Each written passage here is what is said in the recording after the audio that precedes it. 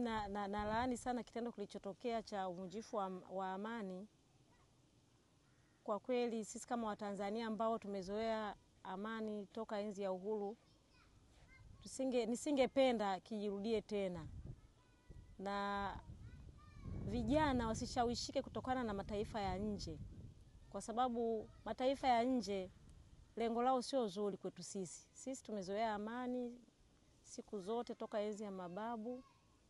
Lakini kwa hali ilifika mahali sasa hakuna usafiri. Nikikumbuka tarehe 29 watu wengi walitembea kwa miguu tena kwa umbali mrefu. Lakini pia hata huduma za chakula ilikuwa ni shida. Maduka mengi yalifungwa kutokana na hali ya uvunjifu wa amani, wakiogopa uvunjifu wa amani. Kwa hiyo tulipata shida hata ya chakula. Lakini pia vyakula vilipanda bei. Tulizoea kununua mchele shilingi 2000 ulifika mpaka shilingi 5000.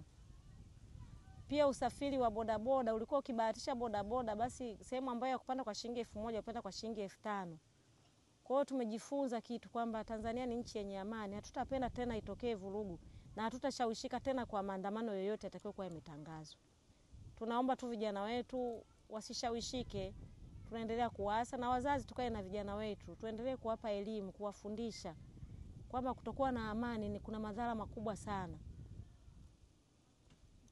Tunaomba tusikubaliane na vishawishi vingine vyovyote vinavyosema sio tarehe ngapi kutakuwa na maandamano. Basi tunaomba jamani wa Tanzania wote msikubali vishawishi vyovyote vile. Mambo yote yanazungumzika. Mwenye kuwa na changamoto yoyote aende serikali ya mtaa au aende serikali kata, aende kwa mkurugenzi akatoe changamoto yake yoyote au muone kiongozi yoyote, lakini asikubali kuandamana.